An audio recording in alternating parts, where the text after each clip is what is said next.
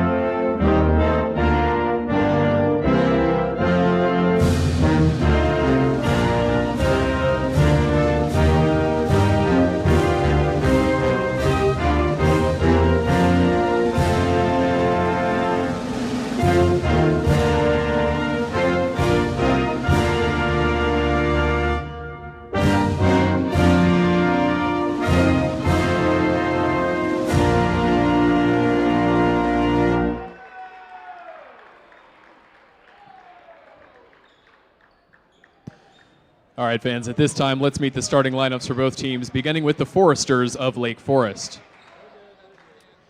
At guard, number 2, Elijah Bowl. At guard, number 5, Alex Knight. At wing, number 22, Alex Forowitz. At forward, number 24, Michael Michaud. And a wing, number 35, Coltrane Marchand. Lake Forest is coached by Ryan Davis and assisted by Luke Norcia and Sean Espinoza. And now, fans, let's meet the starting lineups for your Wheaton College Thunder. At guard, a graduate student from Woodburn, Oregon, number 3, RJ Valiz. At guard, a junior from Austin, Texas, number 5, Steven Schultz. At guard, a sophomore from Fort Mill, South Carolina, number 12, Kyle Neves. A freshman guard from Northfield, Minnesota, number 20, Soren Richardson. And at forward, a grad student from Tempe, Arizona, number 35, Connor Braun. Wheaton is coached by Mike Schauer and assisted by John Panner.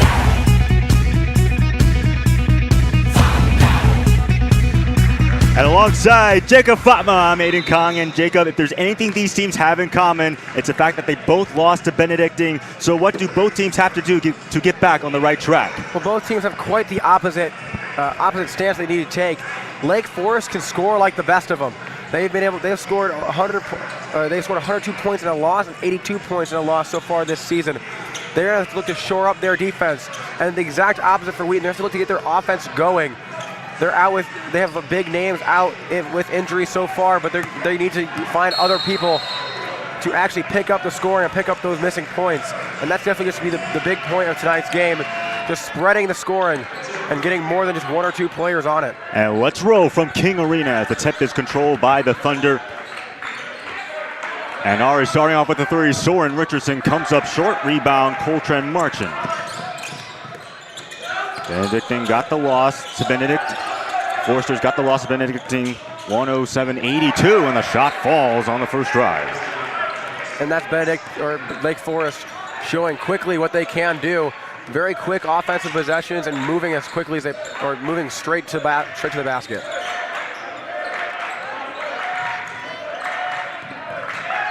Here's Steven Schultz, picked up by Marchand. 11 on the 30. And here comes Soren Richardson, 6 on the shot clock. Richardson, mid-range J, splashed it home.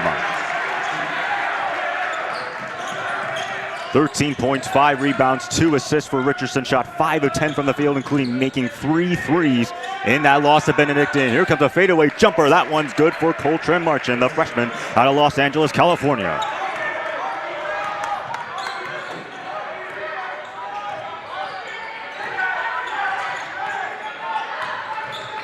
Thunder coming off a season where they had 25 wins. Double team, and here comes RJ Valise. Nebs now, 8 on the shot clock. Valise on the top of the key, gonna drive inside, now kicks it back out, and taking the three-pointer. Coming up short though is Schultz. And Wheaton's gonna have to decide how they want to play early in this one. Are they gonna want to stay up-tempo? Are they gonna want to slow this game down? Lake Forest is gonna love going to up-tempo as we get the foul, and Coltrane Marchand is gonna go to the free throw line. Now what a nice play there by Marchand. A chance to make it a three-point play. As we were just saying, the Thunder 25 wins last season, the best since the 08-09 season when they won 26. 14 conference wins, the most since 1959. Meanwhile, Lake Forest enters this matchup 11-14 last season, 8-8 in the Midwest Conference. And it'll be Marchand to the free throw line. And he completes the three-point play, so an early 7-2 lead for the Foresters. And if you're Wheaton, you're going to want to not let this lead go too early, because you do struggle scoring if you are Wheaton. Nice pass inside. Nets cannot finish though. Tries to get his own rebound, able to save it.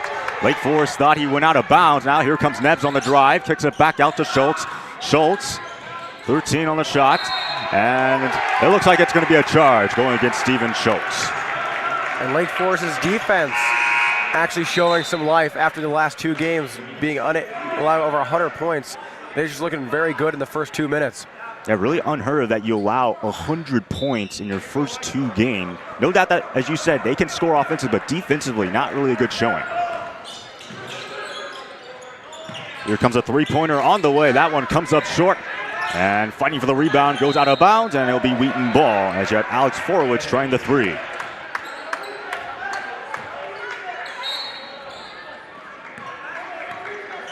The Foresters got the opening win against Lakeland, 114-102, the sixth most points in Lake Forest history, and the most points in a season opener. Pass inside. Here's Soren Richardson, the freshman, muscles in and bangs it home.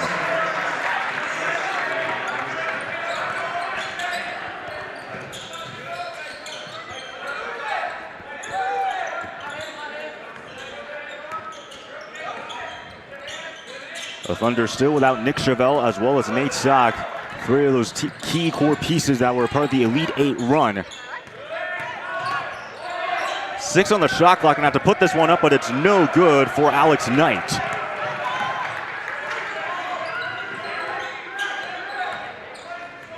Here comes Valise.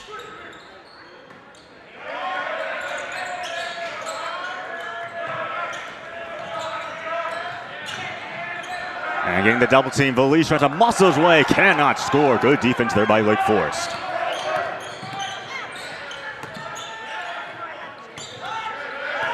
Knight against Valise. Alex Knight off the glass, won't fall. Connor Braun gets the board. And now here come the Thunder pushing the pace. And the drive cannot finish though is Nebs. And if you're Wheaton, you have to finish those runs. You cannot afford to be missing fast break points.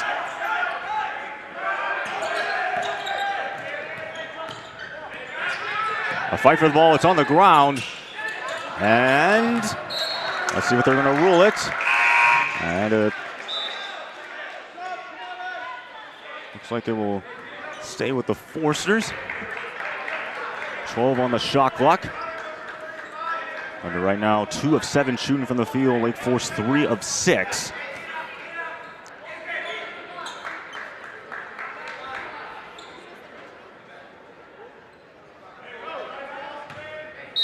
As it'll be Alex Knight to inbound. And that one just taken away. Here come the Thunder. Soren Richardson, nearly a miscue there, able to save it.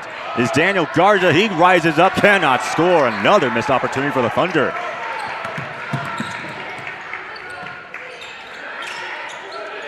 Marchand guarded by Connor Braun, 35 against 35. And Marchand muscles in to bang it home. 7 points now, 3 of 3 shooting for him.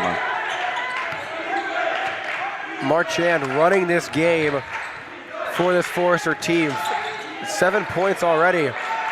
He had 7 points in their last loss to Benedictine along with 8 rebounds. Here comes the drive, and it's going to be a foul on the way up. Soren Richardson 1, who was fouled, and now will shoot free throws.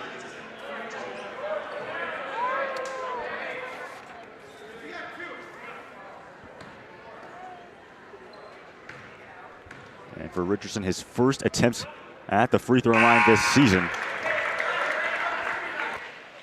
As Noah Hedrick will check in for Daniel Garza, the junior out of Indianapolis, Indiana, as the Thunder try to cut into this deficit.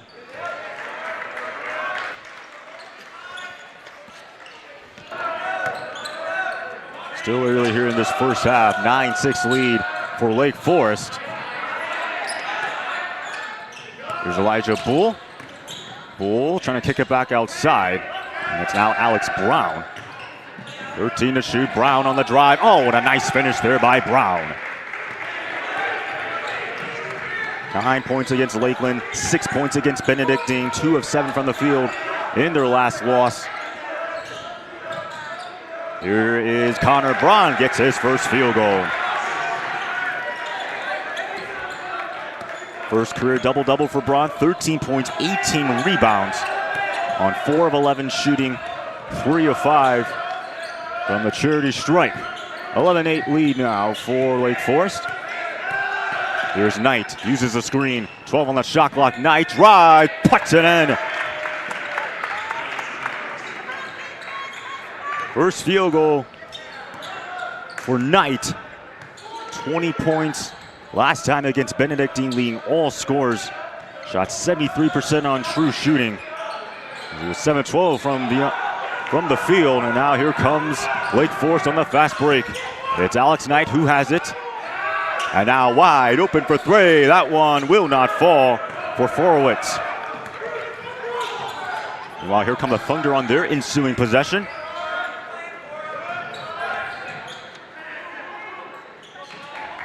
Right now, 3 of 10 from the field.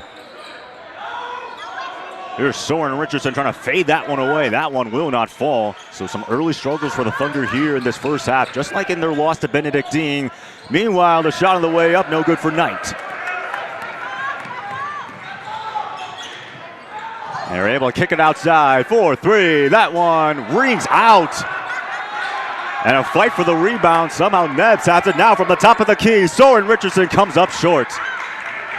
2 missed opportunities there for the Thunder and really good looks. If you're this Thunder team, you need those shots to drop, and you're getting wide open looks. You have to be able to make that. And they also had a few unorthodox shots too. They just need to be looking for those wide open looks, and they need to be hitting them if they want to stay in this game. And a timeout is taken on the floor by Coach Davis of the Foresters, off to a 6-11 start shooting from the field. Meanwhile, the Thunder 3 of 12, simply not going to get it done. And Coach Schauer, he talked about in that post-game interview in their loss to Benedictine how he was proud and disappointed at the same time. And he mentioned how the Thunder, they would panic in key situations, especially in the second half, where they didn't play too well compared to the first half. And some of those problems are starting to slip into this ball game.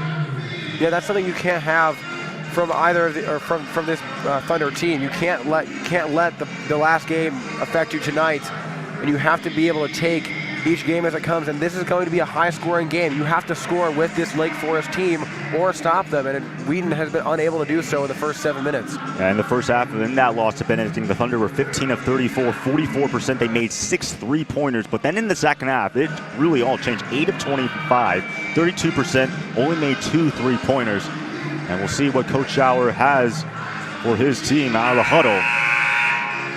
And Wheaton needing to rectify their shooting woes if they want any opportunity throughout the rest of tonight. And how about Coltrane Marchand for the Foresters, the freshman out of Los Angeles, California, leading all scores with 7 points, 3 of 3 shooting, also has 3 boards, playing extremely well so far.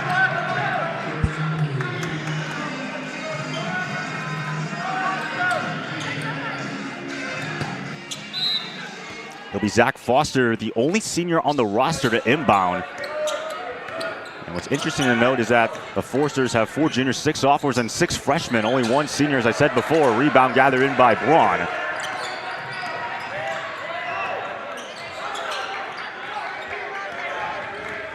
Under 13 minutes now to go here in the first half. Here is Nebs, picked up by the senior Foster out of Lynchfield Park, Arizona. 6 on the shot clock for Nebs. Has to put it up. Mid-range J comes up short. Here comes Forwitz on the fast break. Alex Brown now picked up by Hedrick. Brown drive. Brown shot won't fall. No foul.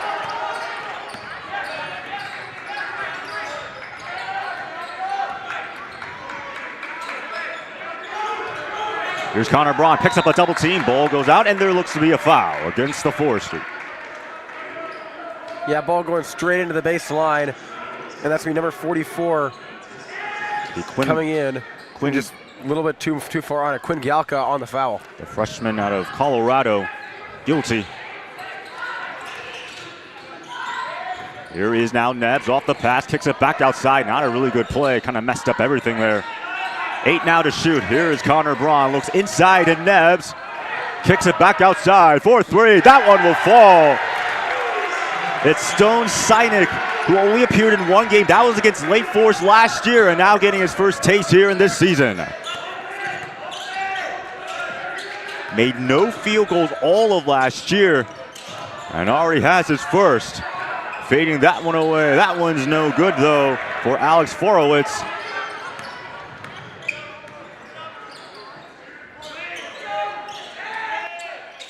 Here's Noah Hedrick, paired up against Galka. And here comes a three-pointer. Kyle Nebs, call it from the corner from downtown. Wheaton with their first lead of the game. Exactly where you want to be. 2 straight three-pointers for this Thunder offense. Nebs made 2 three-pointers in that loss. 8 points total, a takeaway, and here comes Wheaton. Once again, outside the wing, another three-pointer. That one won't fall. Nebs was feeling it. Alex Knight leading the fast break, slices inside the defense, got blocked. Connor Braun, I believe, got a piece of it. But regardless, good defense there by the Thunder. Even if he didn't touch it, now here comes a 3 by Valise. That one won't fall. Looking for his first field goal, RJ Valise, who had 17 points, a career high for him. A 3, and that one's good. Quinn Galka from downtown. And another timeout on the floor is taken by Coach Schauer. 16 of 14 in favor of Lake Forest here. If you're this Lake Forest team, you want to prevent this crowd from getting into this game because you are going to be at a much greater disadvantage the moment that these fans start to care about this game. And right now, as this game is now starting to actually be tight and going back and forth, if Wheaton gets on a run, it could be over for this Forester team. Yeah, especially given how Lake Forest, you talked about how they gave up 102 points against Lakeland, despite winning with 114, and then they gave up another 100 points, this time to Benedictine. They only scored 82, so we know that Lake Forest, they can score offensively, but their defense has been a little bit suspicious. Meanwhile, the Thunder, of course, we know that they can score offensively, but it's all about executing. Again, they have a lot of young players in this roster, and they don't have Tyson Cruikshank, Eli Considine, Eddie Scott, as well as Micah Schneider and Andrew Williams off the bench, so really just navigating with a lot of young players. And that's the unfortunate reality of having injuries and people graduating year on year. You lose out on a lot of that experience and that play, and you just got to learn how to pass the buck, send it to the next guy, and it's a very next man up mentality. As we get a sub in, it's going to be Carson Shum.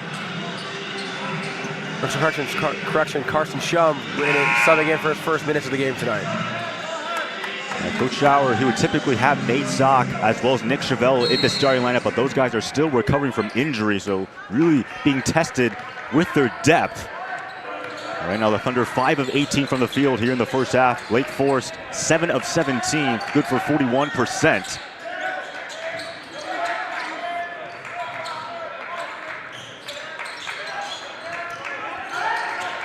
Here's RJ Valise using the screen. Valise on the drive. Able to bang that one home for his first field goal.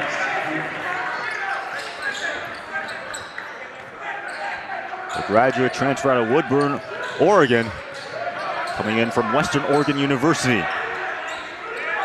One of 2 transfers along with Noah Hedrick, who comes from Hope College.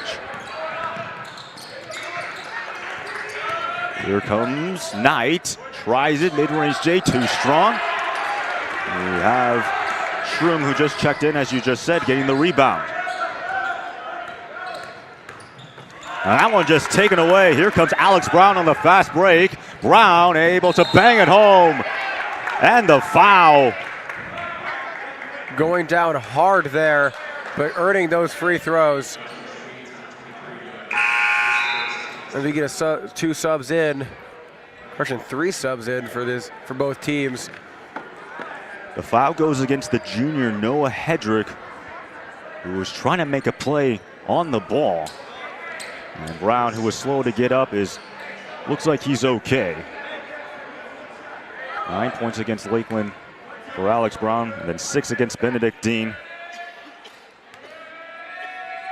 And 2 of 6 from the charity stripe against Benedictine. He's able to knock down that one. And credit to this Wheaton defense so far. They have been able to slow down this raging offense and hold them to what might end up being one of their lowest first quarter totals of the season.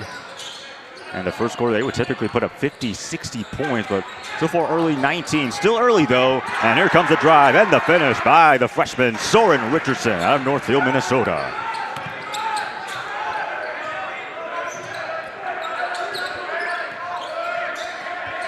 Forwitz has it. He's picked up by Schrum.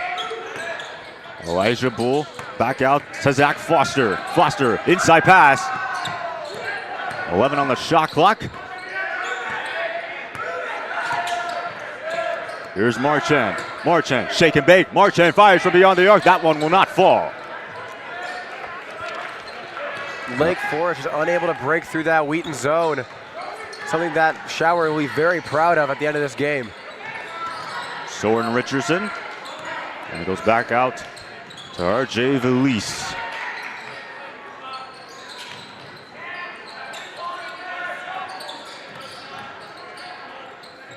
Seven on the shot clock. Richardson able to get inside and able to bang it home. It's Carson Schrum getting his first field goal of the season. He only appeared in one game. That was against Stevens on December 30th, 2022. Those other young players finally getting some action. Here's Elijah Bull, kicks it back outside, a three-pointer by Zach Foster. Oh, what a play! Zach Foster from way downtown, able to bury the triple. There's Lake Forest once again showing their points can come from anywhere. Beautiful three.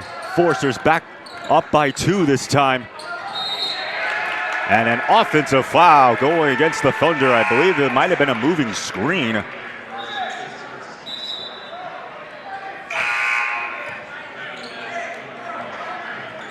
It will go against Daniel Garza, the senior out of San Antonio, Texas.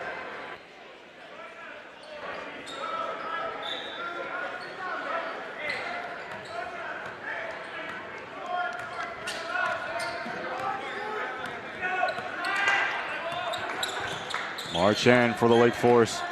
Their leading scorer with 7 points. Oh, a nice fadeaway. But missing, though, is Elijah Bull. He put a nice move there. Just could not finish.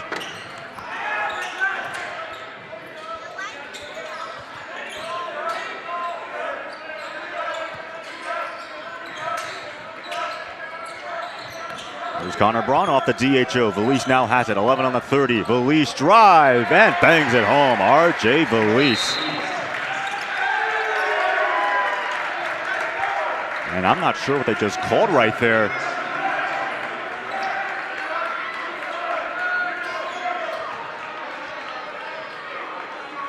But the Thunder have the ball.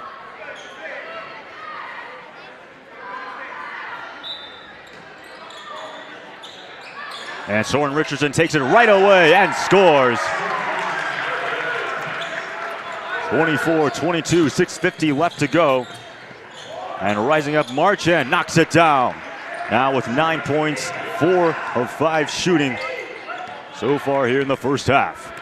Marchand saying you might have had a 4-point trip, but you can't stay ahead of us for any longer. Just immediately answering with a field goal. Here's Connor Braun, 6'9", graduates out of Tempe, Arizona. And now they'll go inside of Connor Braun, and he's able to lay it in. Thunder back up 26-24. After struggling early in the first half, they started to find a little bit of a spark. Foster picked up by Richardson. 13 on the 30. Here's now Elijah Bull. Bull against Nebbs, fading away, and that one will fall. First field goal for Elijah Bull.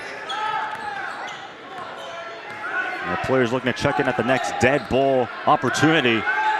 26 apiece. Comes Daniel Garza, DHO. Now it is Valise. Kicks it back outside, Connor Braun. Braun. And a blocking foul.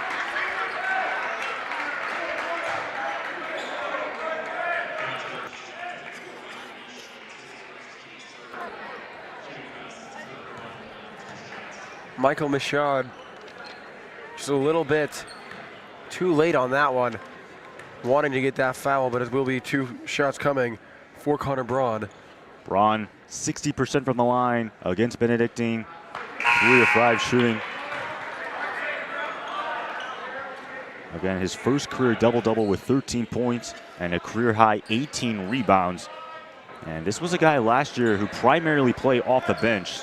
Only started in 1 game last year, and now getting the opportunity, given how the Thunder departed many players, he's getting that opportunity now this season. There's 1 out of 2 from the line. Thunder have a 27-26 lead.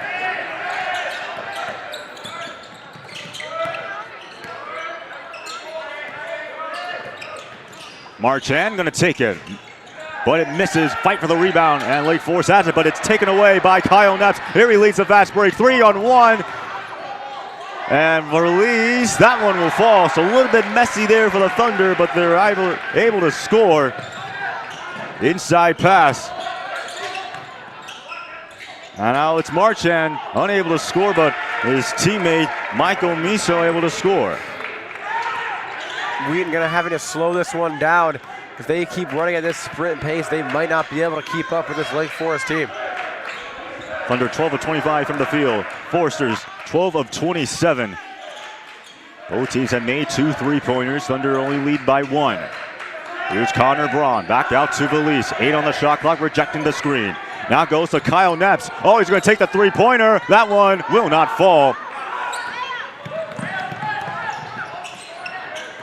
Here comes Alex Brown, scoop layup, no good. And able to take it away, and it looks like a foul. Foul will be on Alex Brown. Just reaching under Kyle Nebbs. And that's really a foul you can't afford to give up in a tight game.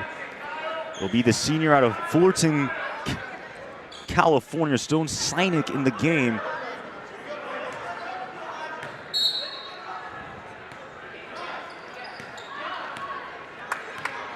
Already got his first field goal.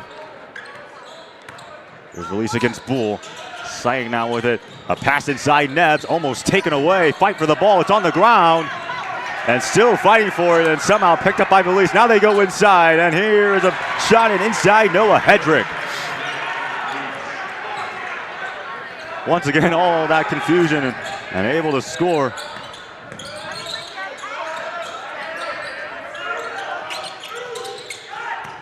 Good passing by the Foresters, 31-28 in favor of the Thunder. And now Knight will fire and drills it. Ties the ball game, Alex Knight from downtown. Wheaton can't seem to get away from this team. The Foresters playing this game very close. 5 points now for Brown. Here is Connor Braun, somehow able to muscle that one, and he wants a push off, won't get a foul, but still gets 2, 33-31 now.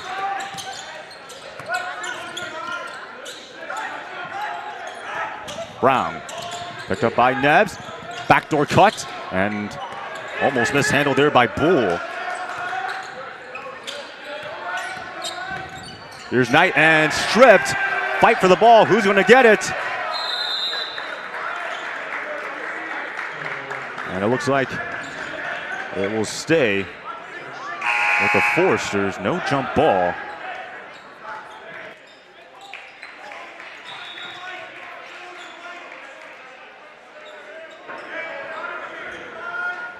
To get someone to clean up the sweat all over the floor. Lake Forest will look to set up for a quick 2 to draw this game level once again. There is 6 on the shot clock, so as you just said, they're going to have to run this one quick. Alex Brown to inbound. 5 on the shot clock. Here's Knight now taking the three-pointer in traffic. That one will not fall. Cyan comes away with the defensive rebound. 33-31 in favor of the Thunder. 2:40 left until the intermission. There is Valise once again. R.J. Valise now with 8 points in this ball game.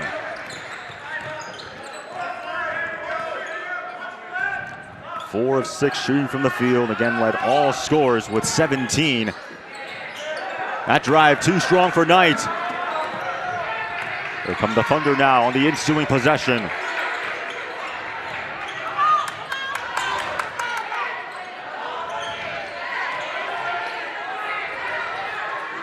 This is Wheaton's opportunity to pull forward and give themselves a little bit of breathing room in this game. 10 on the shot clock. Neves on the drive. Kyle Neves bangs it home. And a timeout is taken on the floor by Coach Davis. And Wheaton now with the largest lead of the game so far, finally getting some momentum in their favor after falling behind early and clawing their way forward. And what would you say has allowed the Thunder to gain this momentum here towards the end of the first half? Been good defense, to say the least.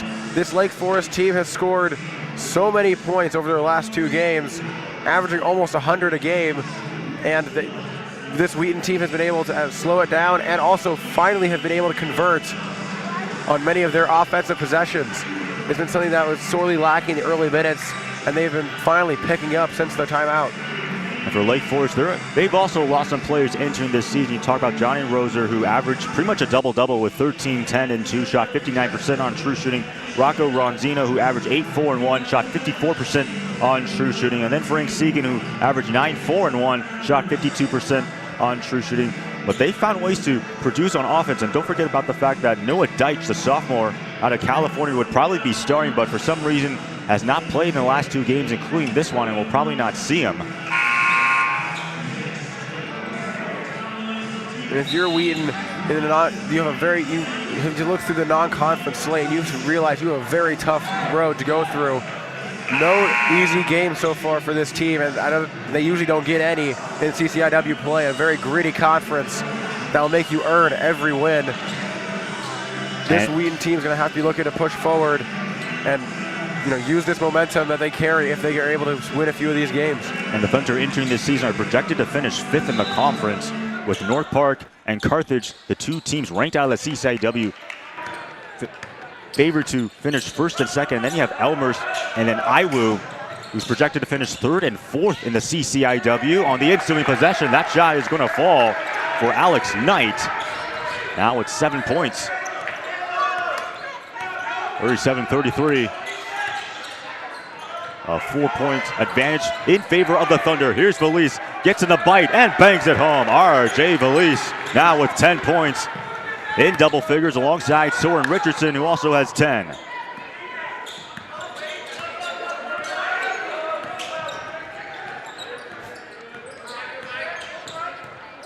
Here's Alex Knight, and it's going to be taken away.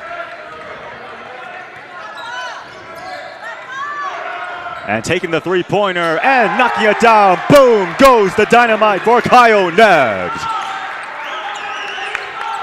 42-33, the largest lead for the Thunder. It's 9 points.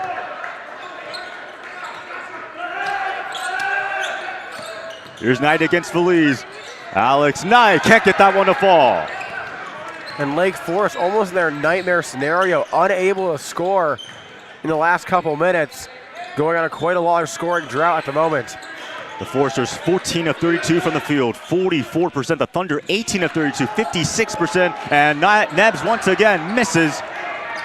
Shot clock is now turned off. Foresters are going to hold for the final shot here in the first half.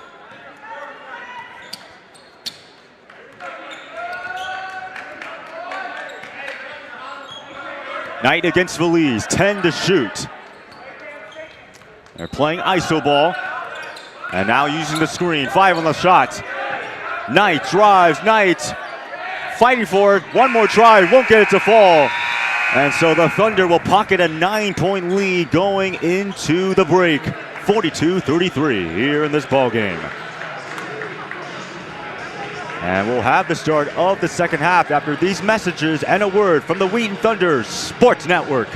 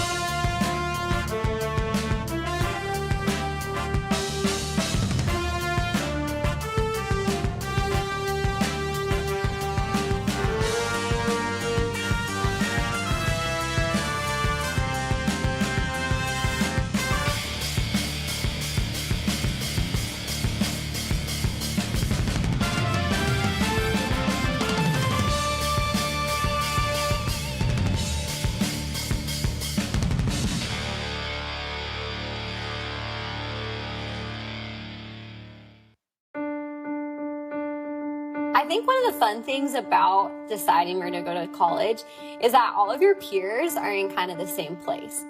Remember, other people have done this, other people have gone before me and will come after me and are going through it with me now, but it's not as isolating as it may feel.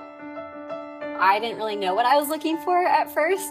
It started with me just scrolling through website after website of colleges. I knew I wanted something that was medium-sized. I knew that I wanted a strong natural sciences department. I knew that I wanted to be challenged academically inside the classroom, but I also didn't want life to stop in the classroom. I'm grateful that I was able to visit as many schools as I did. A large part of my decision to attend Wheaton was influenced by my campus visit. What instantly stood out to me was that everyone on campus was smiling. I felt welcomed, I felt appreciated, seen, and wanted. And so the application process itself was really joy-filled. The decision process was quite a different story. I got the decisions and acceptances and rejections back, and rejections stung. I became very stressed. I started to question, do I want to keep going to school? Do I want to go far? Do I want to come closer to home?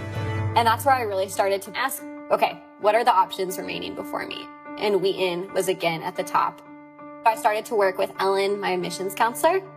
I just worked with her really closely and had several hour-long phone calls just talking through what does a Wheaton education look like, what is the value of a Wheaton education, and got to have personal conversations and interactions. So even during a time that was really stressful, I felt valued and seen as a whole person rather than just a GPA and test scores.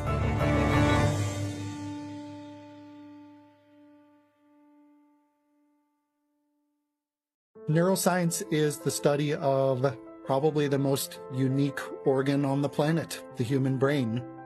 What does it mean to be a human person? And then what does it mean to live the good life as a result of understanding that? Where a vast majority of the work is right now is helping cure neurodegenerative disease. Parkinson's disease, Alzheimer's disease, and our National Institute of Health has been pouring money into trying to understand these diseases. There is a lot of hope for discovery that can really impact somebody's life. It's very easy for an undergraduate student to get involved in research. One of my more recent grads is working with one of the top spinal surgeons in the country, and because of his experience doing research here, he was able to just work his way right into that lab. A majority of my students go on to med school, but I had a physics student who is working for Tesla. We've had philosophy students, and we've had folks from the Bible and theology department come in and really press us hard to be precise about how we're talking about what it means to be a human person. A student in our conservatory here took one of my classes and did a project on the neuroscience of music therapy, and this whole world was opened up. She had a passion for both music and science, and she was able to combine them in a way that she just hadn't seen possible before being here. Any student that is just curious about themselves and the way that they work is going to be really well positioned to study the brain. Faith and science can coexist really well. The unique thing about coming to Wheaton to study neuroscience is the integrative nature of it. You are going to learn about how your brain works and how the cells work and how the neural circuits work, but we won't stop there. We will also teach you about your spirit and your soul and how that might interact with your brain to make you who you are. And so I hope that we're putting students out into the world that can answer the big neuroscientific questions, but then can also challenge their colleagues and their audiences to think deeper and to think more carefully about what it means to be a human person.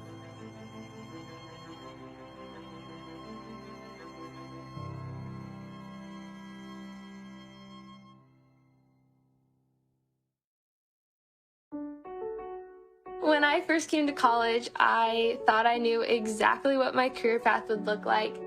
I had my 5-year plan, my 10-year plan, and that all changed drastically, and now my plan looks nothing like that, and that is absolutely okay. In the process of choosing my major, I got so stressed out. I wish that I would have just trusted that in the Lord's timing I would figure it out. It's completely okay not to know your major when you first apply. Don't worry about it. It's gonna be okay, it's gonna work out, and I think college is the place that you can figure that out. It's also totally okay if you know exactly what you want to do, what you want to study. You actually don't need to declare a major until your sophomore year, so you'll have lots of time to explore different classes. You can go to different lectures on campus. You can talk to professors and hear different perspectives on the world and on different fields of study. We have our Center for Vocation and Career, which provides students with lots of resources to help think through their vocation. And your faculty and advisors always have their doors open to you if you ever want to talk or have questions. College is the time to explore. It's a time to learn about different things that maybe you haven't in the past. And it's a time to develop passions and continue pouring into passions you already have. Yes, this is definitely an important decision, but remember that the Lord is with you, and don't let the importance of the decision steal the joy from this amazing opportunity that you have ahead of you.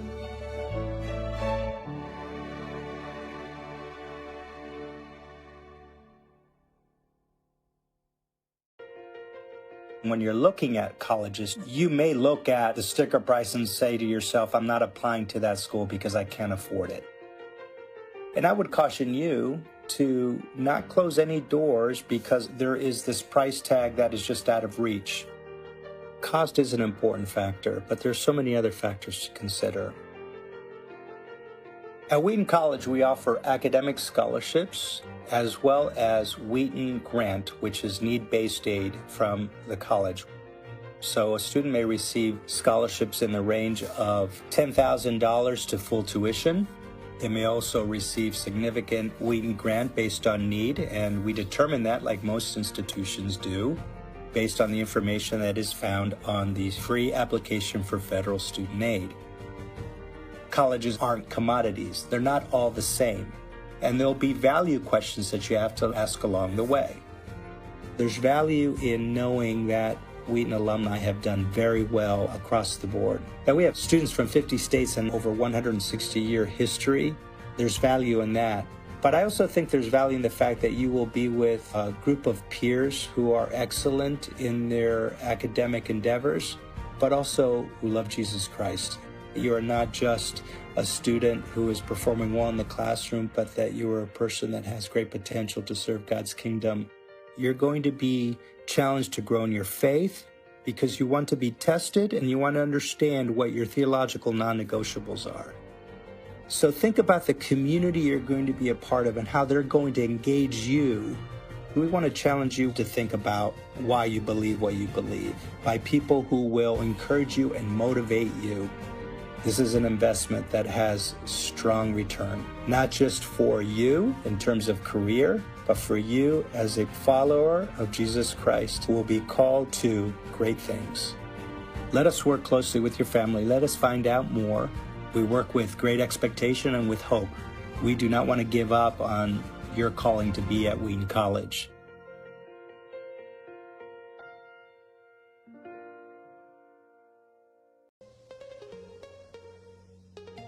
Wheaton College Summer Institute is basically this 2-week event in which students from all over the world can participate. It does a very good job of integrating education, social life, and spiritual life into a very safe environment.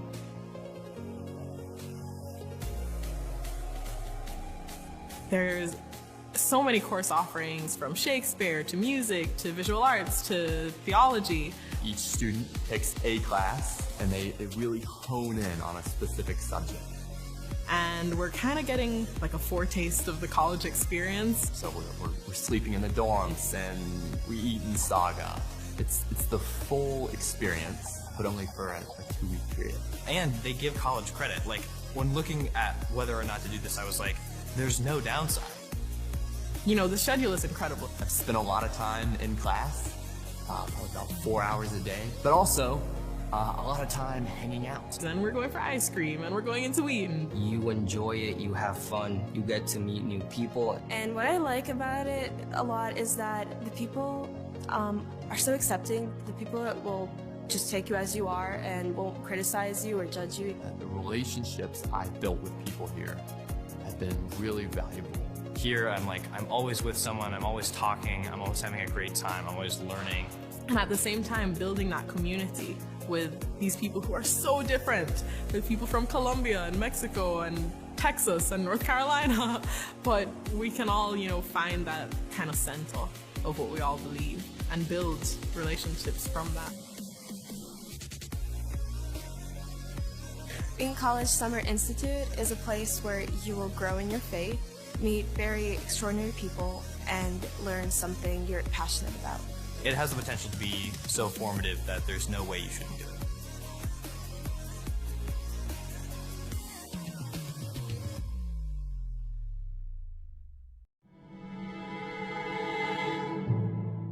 Someone who is insatiably curious will thrive in a Christian liberal arts environment.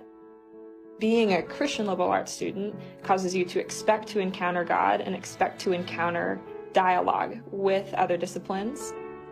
I think it creates a posture of wonder, and that's just a great thing for every aspect of life. I was in Calc 1, and my professor was having us read through Romans 12 in Calc 1. And it really invited me to see God at work and to prepare my heart, even in those first few minutes of class, to recognize and say, God is here, and do I have eyes to see him? And do I have eyes to see the way that he's at work? They don't say that any discipline is off limits from God, or that God is off limits from any discipline. Wheaton really does prime you to be a very well-rounded student that's able to think about questions from many different angles, and not just provide a cookie-cutter answer, but really engage with content in a deep and meaningful and intentional way. I got one-on-one time with professors, and they not only cared about my studies, but they also cared about my spiritual well-being and about how I was doing personally. The opportunity to have professors that are spiritual mentors and have PhDs in Old Testament or quantum mechanics or poverty and international relations is amazing. And you get the opportunity to interact with so many other students of different disciplines that all love Jesus and want to love and worship him in what they do. And that's amazing too. And I love Wheaton. Wheaton invited me to dig deep into both the scientific learning I was doing and dig deep into my faith. I have grown in my ability to offer all of myself to the practice that I'm doing as an act of worship. That's what the Christian liberal arts can help form in you, is to do everything to the glory of God.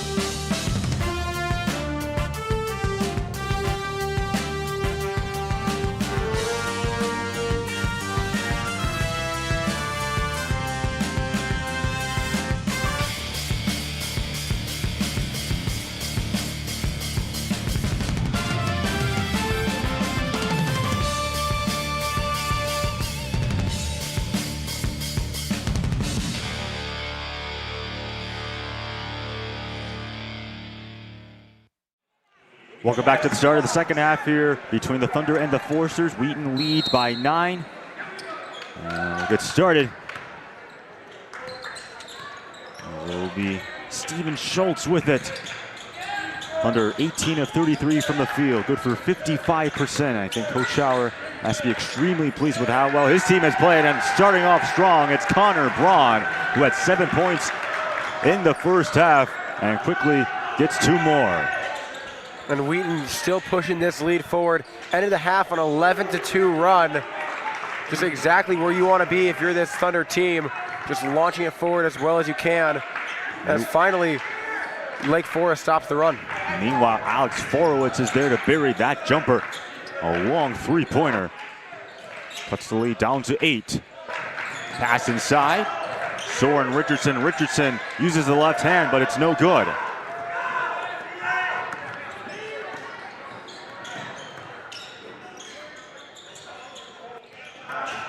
Michaud kicks it back outside. It's Alex Forowitz. He's picked up by Nebbs. 15 on the 30. Forowitz spinning. Forowitz fading away. Can't get that one to fall. Rebound gathered in by Soren Richardson. Wheaton launching up quickly up the court. And meanwhile, here's Steven Schultz. Can't get that one to fall. Taps it back outside. And it's Kyle Nebbs who has it. Nice play made by Connor Braun. Looking inside to Braun. Braun. Oh, can't get that one to fall. Beautiful slash play, just unable to get the finish. It looked like he was going to score. Meanwhile, here's Elijah Bull. Kicks it back to Brown. To Knight.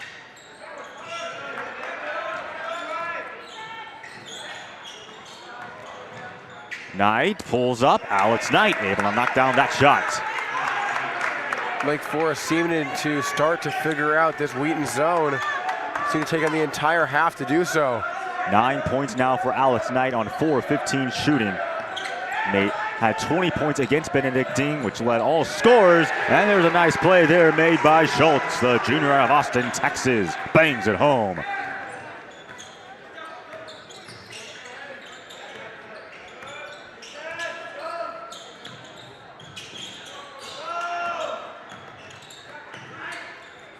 Marchand from downtown. That one will not fall. Braun able to gather in the board. 5 rebounds now for Connor Braun alongside with 9 points. Again, had a double-double last time against Benedictine. That shot is going to fall for RJ Valise. Now 12 points on 6 of 8 shooting.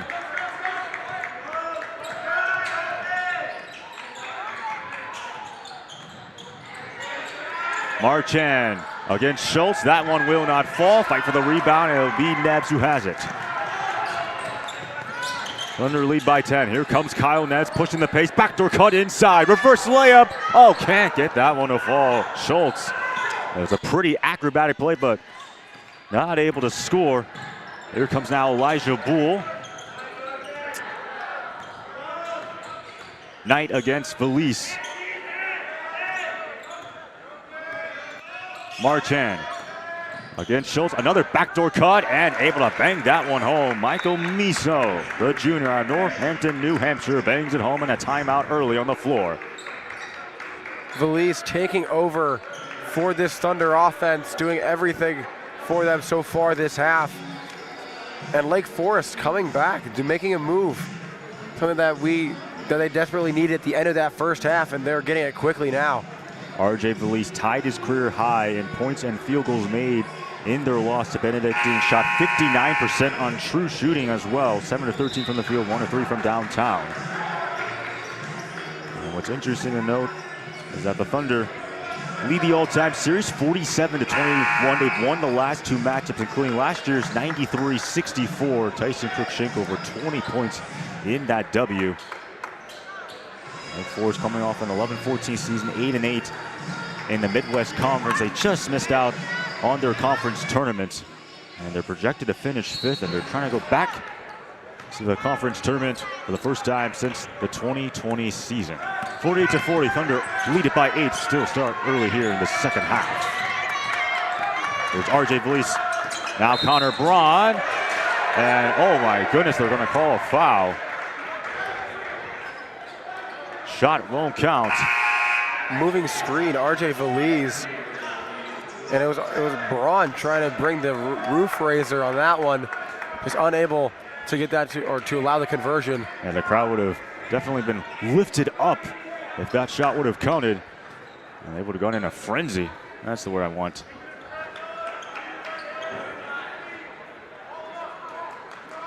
Coach Schauer in his 15th season with the program, 390 wins to 223 losses.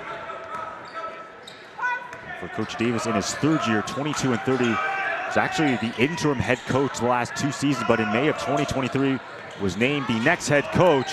That shot is too strong for Alex Forowitz. Here comes Kyle Nebbs leading the fast break. Ty Ferguson, a freshman out of Columbus, Indiana, is in the ball game for the first time. Only played in 9 minutes. And it looks like a foul against Lake Forest.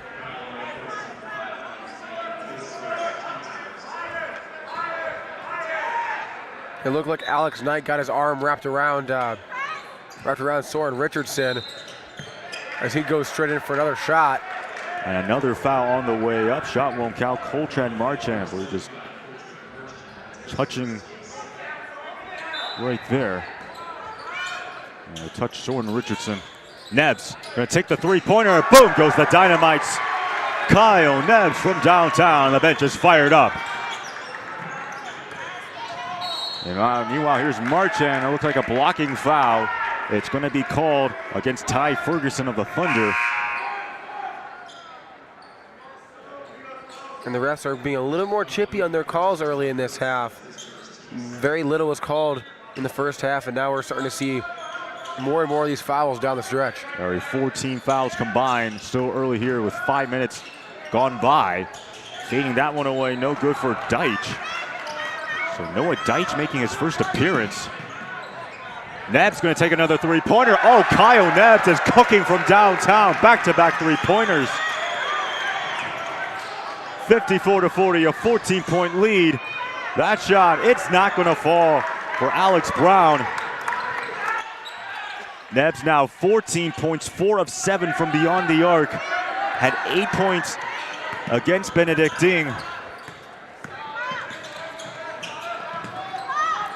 Another three-pointer, that got blocked. And a foul is going to be called on the floor.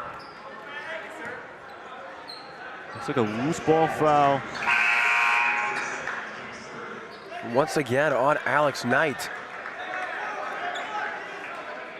Already starting to rack up the fouls early in this half. There are 3 team fouls for the Foresters, 2 team fouls against the Thunder.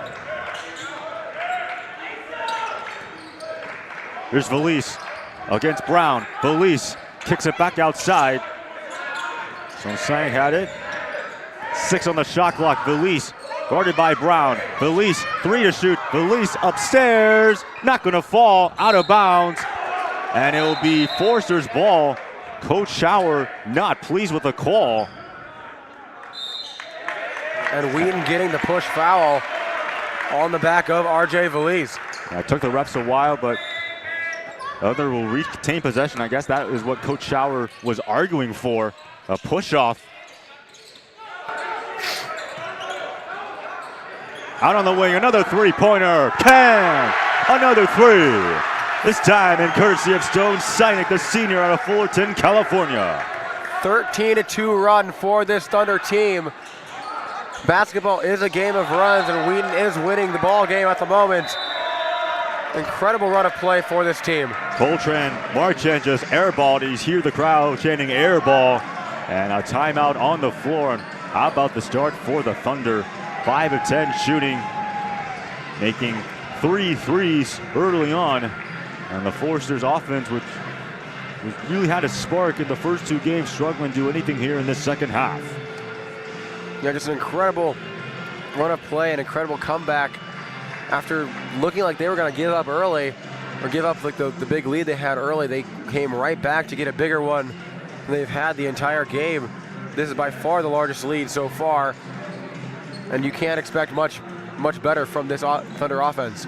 Kyle Nebbs leading all scores, 14 points, 4 of 8 from downtown. That's ridiculous numbers along with 5 boards.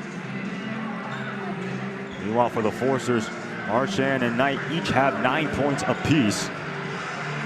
As the Thunder opening it out to a 17-point lead.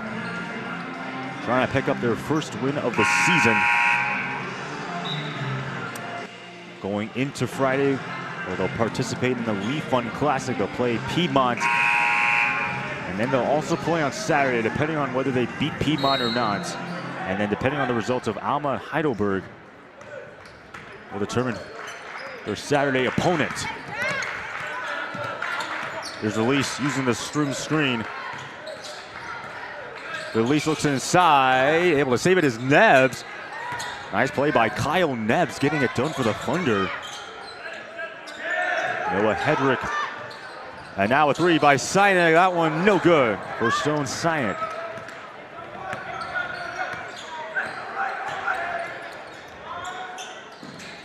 Oh, a nice spin move there by Brown. Now goes to Knight. A low pass, kicks it back out on the corner for 3. That one will fall. Noah Deitch from downtown. We questioned whether he was going to even play in this game, as he did not play in the first 2 ball games, but coming off the bench, the sophomore making the 3-pointer. And if you're going to leave him that wide open, he might as well just take it and let it loose. Incredible clean shot, just calmly taken by him. Averaged 8.2 points last season. Shot 42% from the field. 4 on the shot clock. Here comes Felice, got partially blocked. It will stay with the Thunder, but again, 2 on the shot clock. So let's see what Coach Schauer will draw up here. As it will be Soren Richardson to inbound. They go quickly, having to put that one up. Hedrick won't fall, fight for the rebound, and Braun has it. Connor Brown now with his 7th board tonight. Had 18, a career high against Benedictine. Braun from downtown rings out, and it will go out of bounds. Benedictine has the ball. And Wheaton has not scored in over 2 minutes. If you're this Wheaton team, you're thankful you have the buffer, but you can't let this Lake Forest team have a chance to get back in it, because they will take it. Thunder made 1 of their last 5 field goals. Here comes Noah Deitch now. Deitch paired up against Felice, a little bit of a mismatch there. Another 3-pointer wide open. That one won't fall for Brown. Here comes Felice now leading the fast break. Felice slicing his way inside. Felice won't fall, but a foul on the way up. RJ Felice trying to take over this game straight to the rim and drawing that foul. He'll take 2 more shots, and for his first trip to the line today.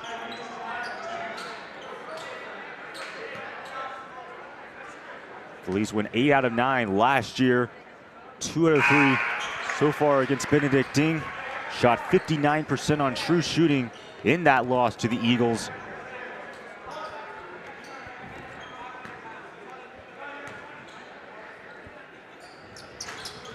Felice misses the second one. The Thunder have a 15-point lead.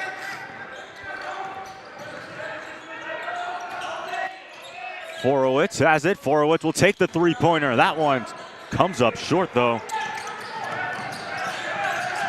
On the ensuing possession, they kick it on the top of the key. Connor Braun. Oh, Braun almost got stripped, able to get it back.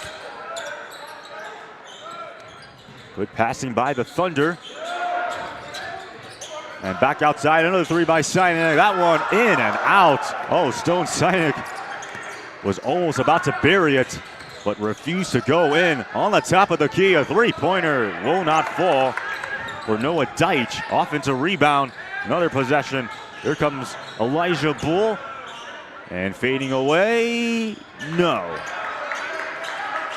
Horowitz trying to get that field goal. Had 27 points against Lakeland, 20 points against Benedictine. Shot 73% on true shooting against the Eagles.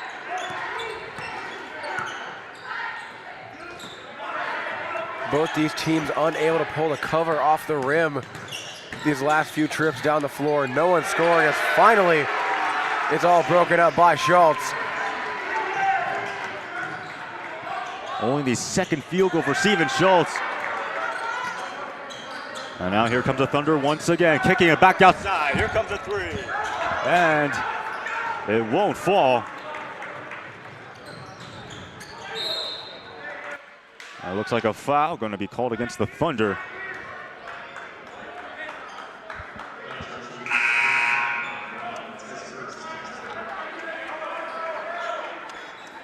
Goes against Connor Braun of the Thunder.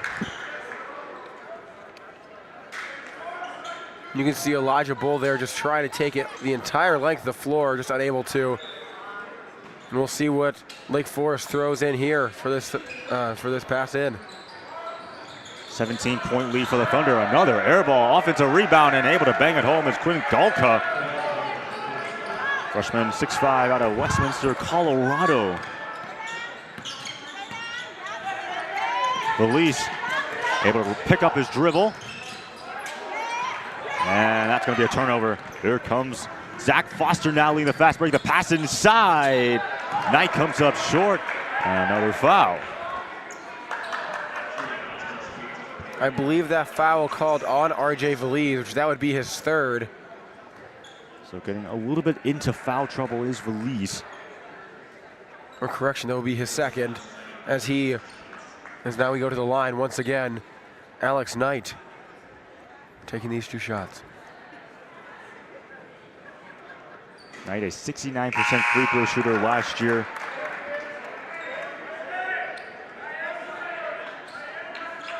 Four or five entering this ball game.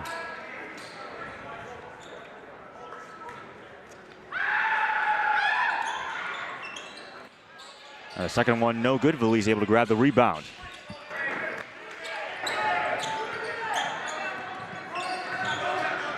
Valise against Knight uses the bronze screen.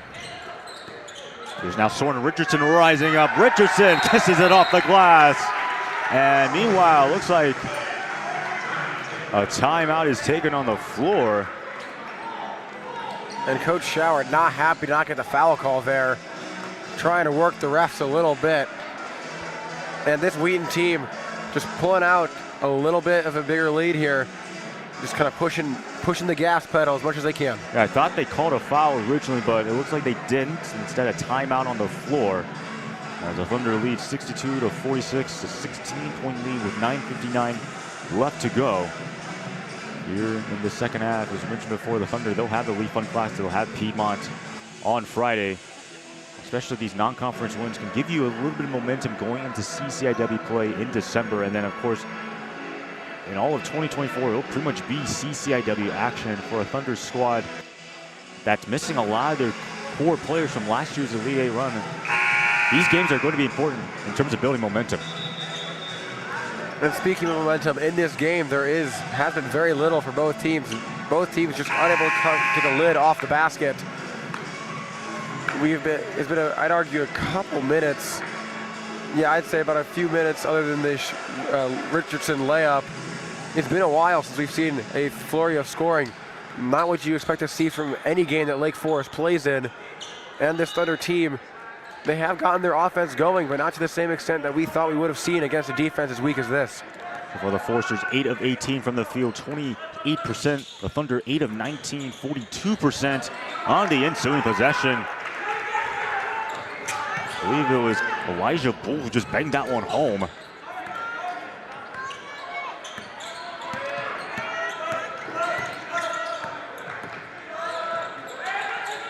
Here's Richardson, picked up by Marchand. And Connor Braun, a foul on the way up, gonna go against Marchand. And this Lake Forest team starting to get into foul trouble. We're now into the bonus against them as it'll be Connor Braun taking these free throws. Correction, it was actually Quinn Galka who was called for the foul.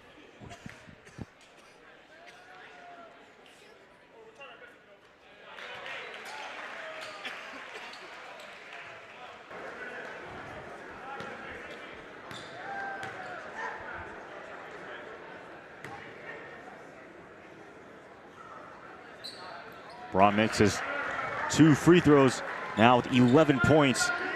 One of 4 players to be in double digits alongside Kyle Nebb, Soren Richardson, and RJ Valise, who have 14, 12, and 13 respectively.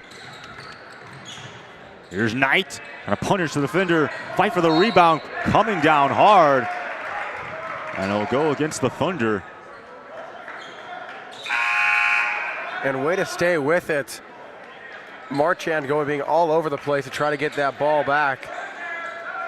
Alex Forowitz, a sophomore out of Lake Forest, Illinois, will check in for Lake Forest.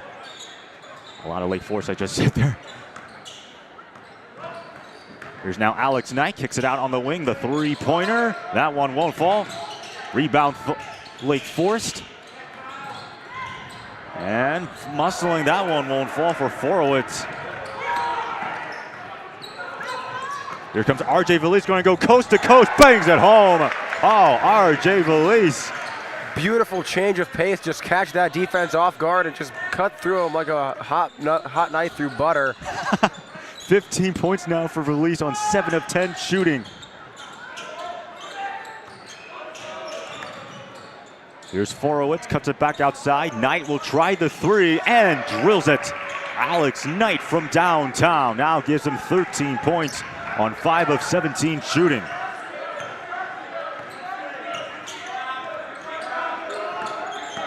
Here's Nebbs, picked up by Bull. DHO action.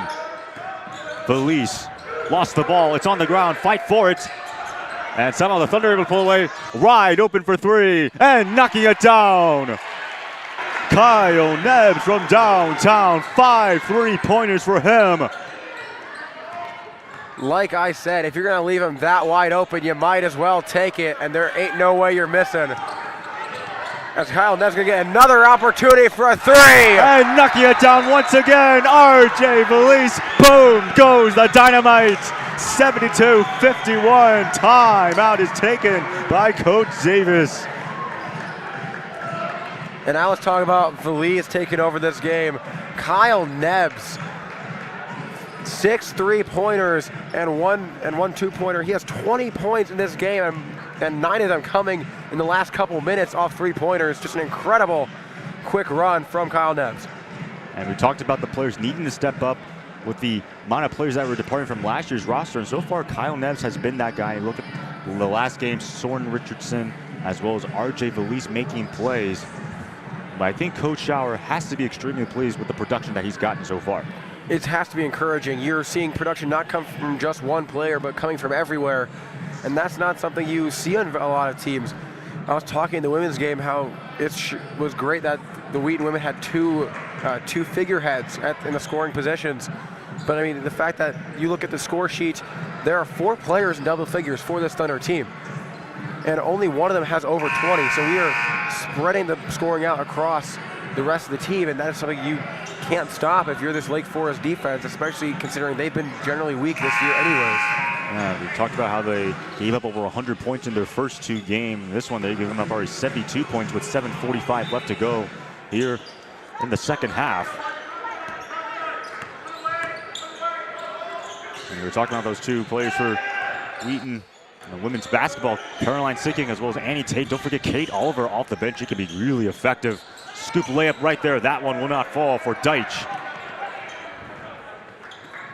As Wheaton's definitely going to slow it down here a little bit, take a breather, because this game has been fast-paced from the gun this half. There's Steven Schultz fading away, knocks down another one. An 8-0 run for the Thunder in the last minute 30 for them. Here comes Bull on the drive, contact and a foul. Well-earned foul there by Bull. And once again, using that change of pace to just cross over, blitz through that defense and beating his man, and there's nothing you can do but foul in that scenario. So Bull now will go to the free throw line. 75% free throw shooter last season. 9 points against Lakeland, 9 points against Benedictine.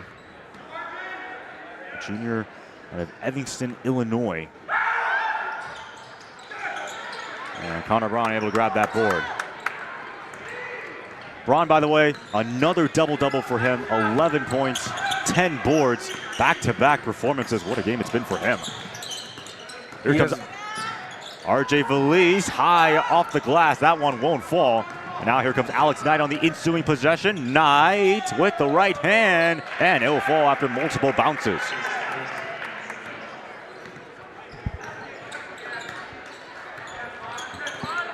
.6:35 left to go here in the second half. The Thunder with a 20-point lead. Off the DHO, here comes Kyle Nebbs. 20 points for him. Nebbs, and he just lost it. Alex Knight and a foul. Looks like it's going to go against Steven Schultz of the Thunder. And that will be Schultz's third. This time I am correct on that one. Just stopping the run of play, he was the last man. It is just kind of unfortunate that he ended up being the only one home. As quickly Lake Forest is going to get it back in and try to rack up this score as they're down 20. Here comes a three. That one's good. Noah Deitch from downtown makes his second three-pointer of the ball game. Puts the lead down to 17.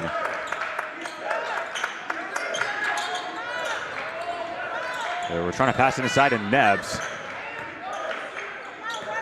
12 on the 30. Here's Valise taking it from the top of the key. That one's good. RJ Valise sticks the three-pointer. And another timeout is taken on the floor, and the Thunder back up by 20. Just leaving Valise wide open on the top of the key. I mean, I know there was a screen, but there's going to be some help defense there if you're going to stop that. There's just no reason that he should have had that much room on top of the key. And if you're this Lake Forest team, you got to keep punching it through Knight.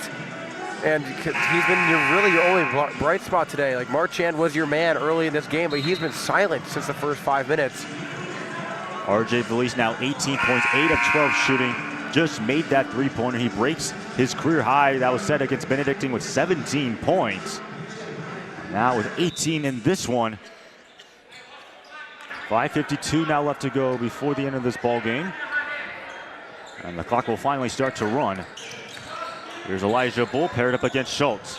Back outside to Deitch. Deitch puts it up. That shot won't fall.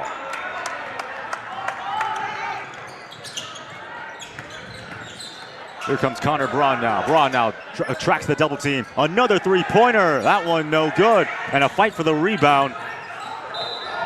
And it looks like it's going to be a foul. It will go against Noah Hedrick, but you saw Kyle Nebbs wanted his 7th three-pointer of the game. Just comes up short there. Yeah, you wonder if his eyes got a little bit too big for his appetite on that one. Yes. Luke Arrington, the sophomore, a surprise Arizona now checks in for the Forcers, as it looks like both teams are starting to empty out their benches a little bit, given how the Thunder have a 20-point lead. And what a town name, I might add. Surprise Arizona. It is quite surprising he ended up out here. I mean, Connor Braun comes from Tempe, Arizona. Just these weird names. Second one's no good for Marchand, who currently has 10 points, 8 boards, 2 rebounds away from a double-double. Valise uses the screen, goes inside of Connor Braun, but that one is tipped away by Deitch. And the pass inside, rejected! Steven Schultz, how about it? Coming down with some authority, said not on my watch. Beautiful follow play coming from Steven Schultz, and that's the exact defensive play you needed. Ball going straight into the cheerleading section. Ref making sure they're okay as Lake Forest will start trying to get it in at the moment. Luke Arrington thought he had an easy bucket, but was denied access. 5:05 now left to go. 20 on the shot clock, so still plenty of time to reset. There comes Alex Knight taking that one and knocking it down. Now gives him 17 points on 7 of 20 shooting. For Knight, his career high is 31 points. Just FYI. Here is Schultz. 12 on the 30. They go to Valise, almost taken away. And it is taken away by Knight. What a play by Alex Knight. And coming up short is Arrington. And the Thunder able to come away with a rebound. And if you're Lake Forest, you're going to be burning off of not getting some points off that fast break. Just unfortunate that they were able to capitalize on that huge turnover. Forster 10 of 30, shooting 33%. Here comes Valise once again. RJ Valise off the glass, but he's fouled hard. And Valise just driving through every time he gets the opportunity, just straight to the basket. And Lake Forest has been just ill prepared to stop him doing that every single time. 2 free throws now coming up for Valise.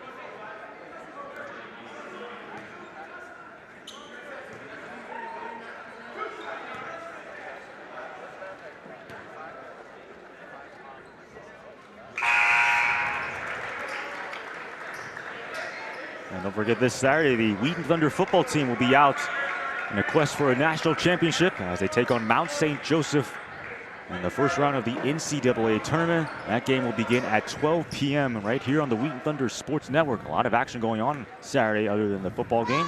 You have the Leaf One Classic, the consolation, as well as the championship game. And what an interesting matchup it will be, seeing the high-powered Lions led by Josh Taylor, 45 touchdowns, which was tied for the most in Division III, as well as Giovanni Weeks in action. Here's Alex Brown. And a three-pointer by Arrington. That is no good. Hedrick with the rebound. Under 4 minutes now left to play. And you can see Wheaton just already slowing this game down. The Pipers piping right now, and the game's just about over. And they know it. Everyone kind of in the stadium knows it. Just kind of here to let it run out. As RJ Valise now already going towards the basket and going to hit Schultz right on the left wing. That one will not fall. And I bet if you are Coach Schauer, you're focused on, hey, just let's milk the clock and let's burn this clock and get this game over with. A three-pointer attempted by Deitch. That one is no good. And it'll be Thunder ball. Currently with a 19-point lead. And that's been kind of the story of the game for Lake Forest tonight. You might be getting the looks, you might have the opportunities, but they're only 35% shooting on the entire night. Like nothing has fallen. And that's just kind of the unfortunate reality of the type of offense and type of game they play, as right to the basket is Connor Braun. An opportunity now at an and one for Braun. Both teams are in the bonus with 7 fouls apiece.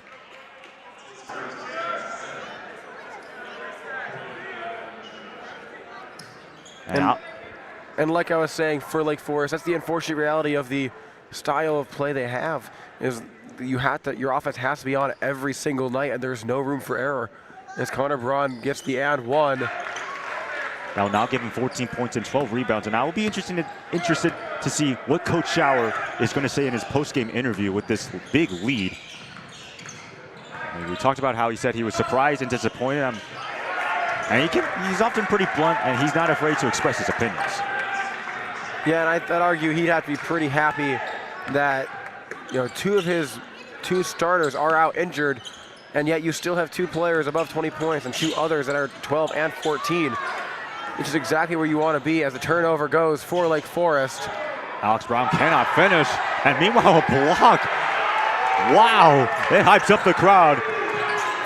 RJ Valise not going to take the 3, focus again on burning that clock with under 2:12 to go.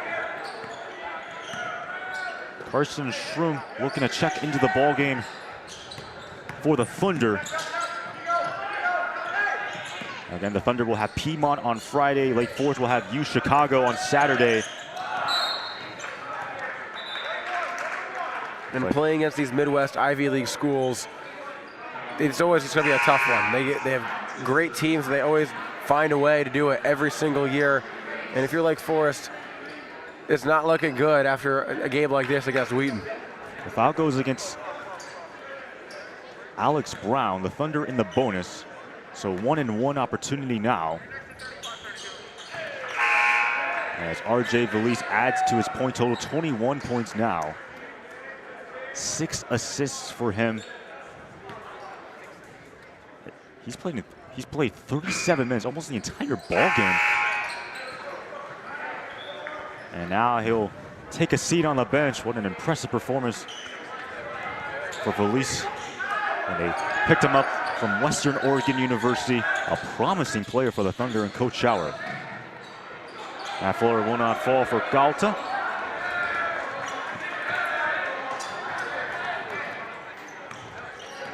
It's now Ty Ferguson who has the ball, picked up by Alex Brown.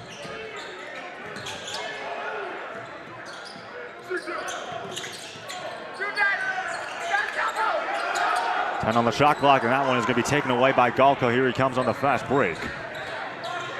Under 80 seconds now left to go. Here is Corbin. That one comes up short for Travis Corbin. A foul goes against the Thunder. And Coach Schauer looking to get some of his backups some minutes. They're for the first time this year able to get pretty much the full lineup in, just get the young guys some great opportunities to get some minutes in, get a highlight reel, get a few good looks in to play themselves into more minutes. It looked like Cody Appleton, the junior, was looking to check in, as well as Nathan Clark, also a junior. And we talked about the Piedmont Classic that's going to be played on Friday, and out of all the things that I'm looking forward to, I would have to say the pep band. I'm looking forward to that. I mean, they were talking about it on the Wheaton record, and I think it's honestly really cool to have both athletics and music be in the same building at the same time. And it adds something to the game that you don't quite get everywhere else. I mean, I'm a little bit self-centered in this. I was a bandy myself back in the day. Nice. Huge pep band guy. So you always got to love it when you get the extra noise that's just manufactured into the stadium. Yes. Just give you a little bit of extra hype, especially for tournament games. Yes. That we end up having early in the season. Yeah, Kara Forsberg as well as Michael Rochelle kind of had the idea. They tossed it over to Dr. Weiler, the Dean of the Conservatory of Music. Him and Coach Schauer had a meeting about it, and they both eventually said, yeah, that's a good idea.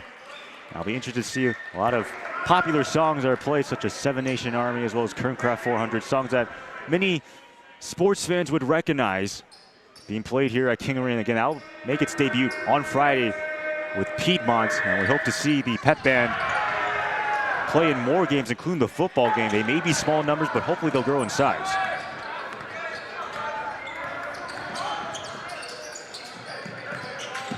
Almost about under a minute here in this dominant win for the Thunder. Cody Appleton will fire. That shot is no good. Miso with the rebound. And it looks like we have a foul going against the Thunder. And Schauer was definitely not going to be happy with a foul in the last minute when you're up by 21. Just no need for going after that in that way this late in the game, especially when it, in reality, doesn't really matter a whole lot. Just extends the game, and at this point, Schauer's sitting down. He almost wants to get out of here. Yeah. It goes against Ty Ferguson of the Thunder, a freshman. Yeah, it does look like Coach Schauer, he wants to get out of this podium.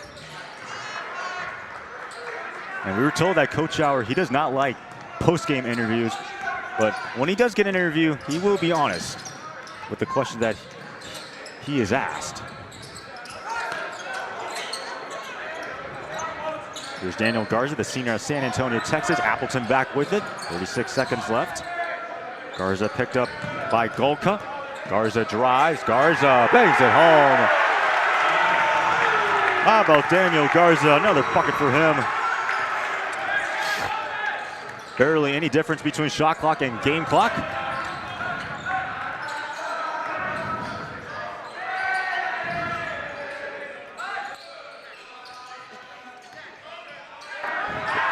That one no good for Travis Corbin, but able to get it back. A three-pointer on the way. That one will not fall. And it will be Thunder ball. Like to dribble out the final 5 seconds of this ball game. And a beautiful win for this Thunder team. The final score, 86-65 in favor of the Thunder as they win by 21 points. Your lead scorer, R.J. Valise, 22 points on 8 of 12 shooting. 7 rebounds, 6 assists. Kyle Nebbs, 20 points, made 6 three-pointers with 6 rebounds and 2 assists.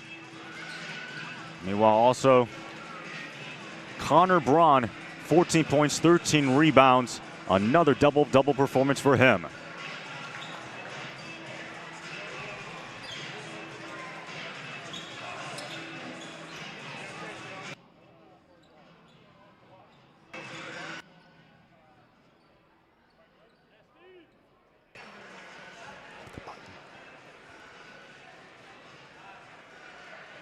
Coach Schauer, great game tonight, good win. What are your thoughts from the game? Yeah, you know, we've been through a lot. We've had some injuries, we've had other things going on in the program, and our guys, you know, we're missing 2 guys who started an Elite 8 game. And our goal was to fight and try to find a way to win these first 2 games. I think guys will start to come back here and pretty quickly. And we got so close against Benedictine. Really pleased with my team tonight. We've played really hard all year long. We've struggled a little bit to play the way this group has to play to win. And, you know, I think people were, at times, some people liked and some people are critical of my comments last post game. At least I'm going to tell you what I think. But I really believe in this team, right? And they knew what I was talking about. And I know this team feels like nobody believes they can win until Nate Sock and Nick Chiavello come back, whenever that may be. And I simply won't let us accept that, right? And so I'm not going to celebrate competitive losses. I think this team can still be good. And I think once we're healthy, I mean, we're missing our 2 most experienced people. Once we're healthy, I think we can play with most teams in our league. Thank you, Coach. And I'm Jacob Fama, along here with Aiden Kong. It's your Wheaton College Thunder winning over the Lake Forest Foresters 86-65. And see you guys next time from King Arena.